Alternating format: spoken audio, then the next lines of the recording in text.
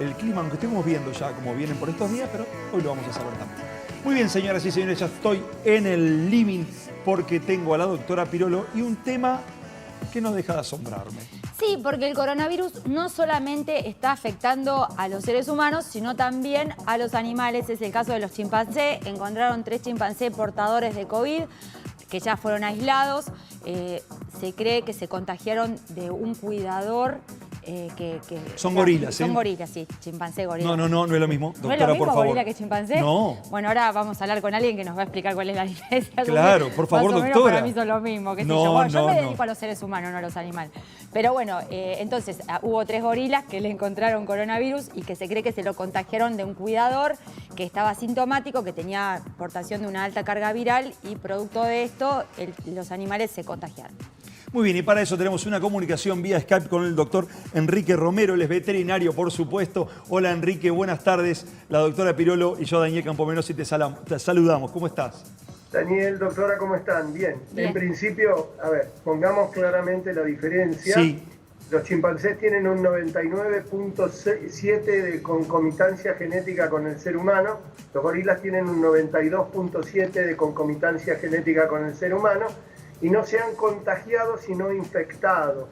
Okay. La doctora sabe perfectamente la diferencia entre la palabra infección y contagio. Sí, sí. Detectaron una tos en 2 de los animales. Yo tuve la suerte de estar en el zoológico de San Diego un mes trabajando allá lejos y hace tiempo, cuando fui director del zoológico de Buenos Aires durante 5 años.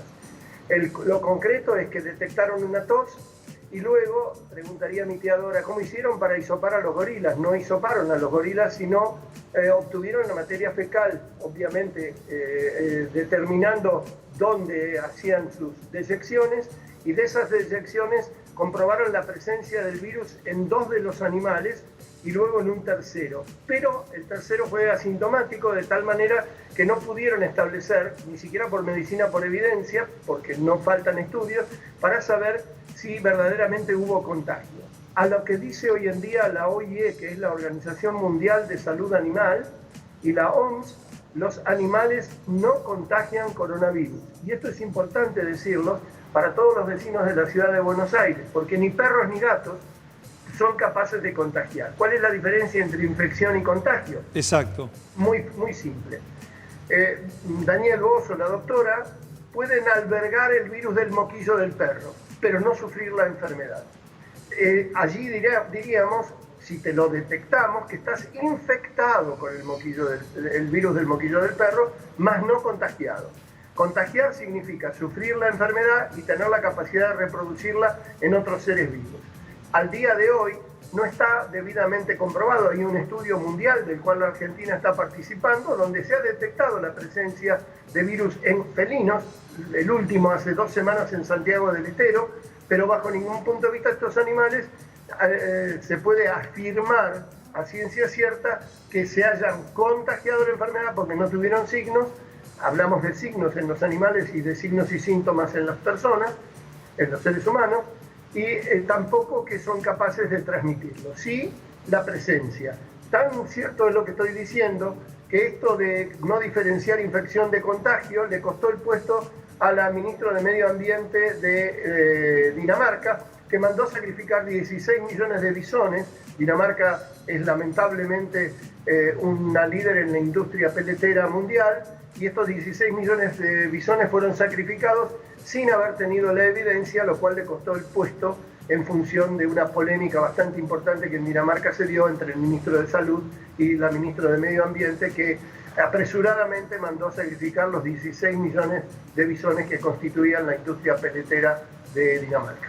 Ahora, doctor, teniendo yo claro la diferencia entre infección y contagio, cuando uno, en este caso, al gorila, encuentra que tiene síntomas, y uno cuando habla de infección, habla de que hay una persona que está infectada pero que no puede contagiar. ¿En qué momento esta infección se puede o no hacer contagio? Primero de las cosas, el gorila tiene, como te dije, 92,7% de concomitancia genética. Esto también tiene que ver con los receptores ACE, que son los receptores de coronavirus. Sí. Sabemos todos que el coronavirus tiene unas espículas que son las que se contactan con los receptores de la membrana celular.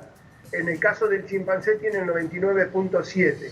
En el caso del gorila, al tener casi un 8% de diferencia, el contacto sería no exitoso en cuanto al virus, y probablemente, y esto lo dicen el director del Zoológico de San Diego, no tienen comprobado bajo ningún punto de vista si verdaderamente asociaron al signo que los llamó a investigar a la presencia. No existe una barrera concreta donde uno pueda decirlo.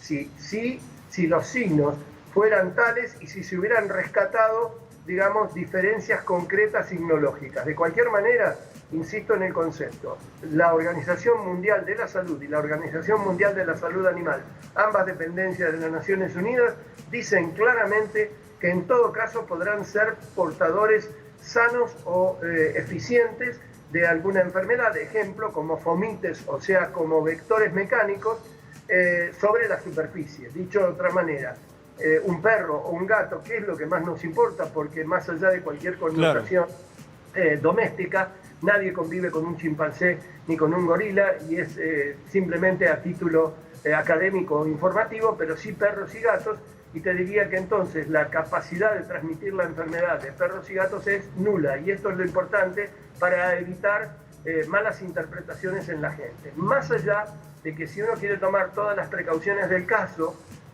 podría entonces lavar las patas de un perro después de un paseo cotidiano con agua y jabón o con toallitas especialmente formuladas para ello. Nada de alcohol en gel, nada de alcohol 70 y nada de lavandina, que va a ser mucho peor el remedio que la enfermedad. Ahora, aclarando esto que usted bien aclaró, que no existe contagio entre el animal y el hombre, y yendo a otro tema que tiene que ver, a lo mejor por eso mi confusión entre el gorila que se infectó con relación al chimpancé, que ya el año pasado se había encontrado que tenía una mejor inmunidad ante el virus. Con esto que usted dice que el chimpancé tiene con el hombre una genética como mucho más certera a la que podría tener en este caso el gorila. ¿Usted cree que realmente en este caso el chimpancé puede tener mejor inmunidad y mejor respuesta al virus en el humano y puede ser un camino para poder encontrar en algún punto la respuesta? Siempre un animal silvestre tiene mejor inmunidad que este pobre mono desnudo que se llama ser humano, que está sometido cada vez más a bombardeos de todo tipo, debilitando su sistema inmunológico. Esa sería la respuesta. Fíjate que la capacidad inmunógena de un caballo, hablemos de la producción del suero anticoronavirus que gloriosamente el Instituto Malbrán y la Universidad Nacional de San Martín, con una incubadora de empresas, ha logrado generar y ya aprobarse en su uso en la República Argentina, la capacidad de respuesta inmunógena de un caballo es altamente superior a la de un ser humano, y por eso, no solo por la cantidad de suero que produce, sino por la calidad inmunógena y la cantidad de anticuerpos que produce, y su calidad es superior a la del ser humano. Una respuesta global podría ser que en términos generales un animal silvestre tiene una respuesta inmunógena superior, porque si no, eso sería una debilidad a su supervivencia. Podríamos por ese lado tratar de explicar. Y así como se buscó el suero equino hiperinmune, ¿se podría buscar por el lado entonces del chimpancé también algo parecido? No. ¿Sabes por qué? Porque el caballo tiene una altísima producción, y desde la época de Maistegui y desde la época de la producción de sueros antiofídicos, que es muy antigua en el mundo y en la República Argentina, se utiliza un animal de 500 kilos, 450 kilos, calculemos la volemia, o sea, el volumen de sangre, 7% del peso corporal, más o menos un caballo tiene 30 litros de sangre y puede brindar con una alta capacidad de respuesta inmunológica una muy buena cantidad de litros de plasma que un par de meses después va a volver a brindarlos cuando reconstituya su capacidad biológica sanguínea. Entonces, el caballo es el dador, el proceso luego se complejiza, y se complejizaría igual con el chimpancé al purificar la proteína, claro, porque tiene varias etapas. Tiene la inoculación con ese proceso que llamamos mitridatismo, que es el acostumbramiento a un veneno, en este caso sería al coronavirus, digamos, del animal, que no lo contagia. Ya ves, ahí hay una explicación de la especificidad del virus, no contagia al caballo, pero sí le produce una reacción inmunológica. El caballo tiene esa reacción inmunológica y luego se extrae la sangre, se separa sangre, plasma de glóbulos, y ese plasma tiene los anticuerpos. Ahora, esos anticuerpos son de caballos. Si nos lo inocularan sin purificar la proteína, generarían una reacción anafiláctica, inclusive a una reacción alérgica en nosotros, porque nos estarían inoculando. Bueno, hay un proceso secundario que es la purificación de proteína, que también debería ser así en un chimpancé con un peso de 85 kilos. Pensemos que un chimpancé promedio pesa entre 80 y 90 kilos. Claro. Por lo tanto, el rendimiento, operativo sería mucho menor con el mismo trabajo. Ahora, doctor, en el caso del caballo, en cuanto a los receptores que tiene en su cuerpo para la espícula o para la proteína S del virus, ¿no tiene la suficiente cantidad como para poderse infectar o mejor dicho, para poder contagiar, pero sí generar anticuerpos? Claro, el caballo reconoce, sabemos que los virus no son partículas vivas, y sabemos que tienen en su superficie una porción que es la que produce la respuesta inmunológica. Esa porción sí actúa produciendo en el animal la respuesta inmunológica, reconociéndolo como algo extraño, pero no permitiéndole la concomitancia de espícula receptor que lo contagie de la enfermedad. Reacciona a inyecciones crecientes de coronavirus cada vez mejor. Hay todo un protocolo que justamente han desarrollado en la República Argentina y que hoy en día a mí me genera mucho orgullo como profesional e investigador que podamos inclusive pensar en exportar esta tecnología y este tratamiento.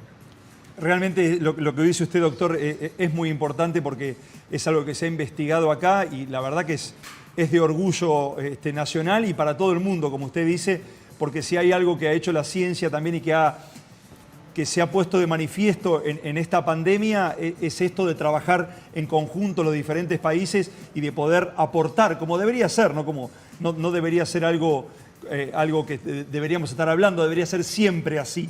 Pero bueno, me parece que es muy, muy importante lo del suero equino realmente y ojalá sea para que salve muchas y muchas vidas. Ya lo creo, Daniel, y coincido plenamente contigo. Yo me siento muy orgulloso del contexto universitario argentino.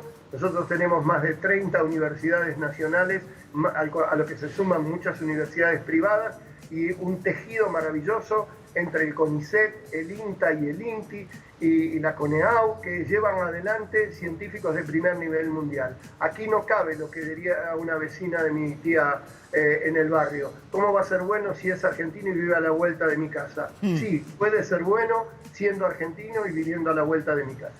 Doctor, un placer como siempre escucharlo. Muchísimas gracias por atendernos y por darnos su palabra. Que tenga una muy, muy buena tarde y también un muy buen año. Muchas gracias. Gracias a los dos. Gracias, doctora. Gracias, Daniel. Gracias, un placer. Grande para todos. Abrazo claro. enorme.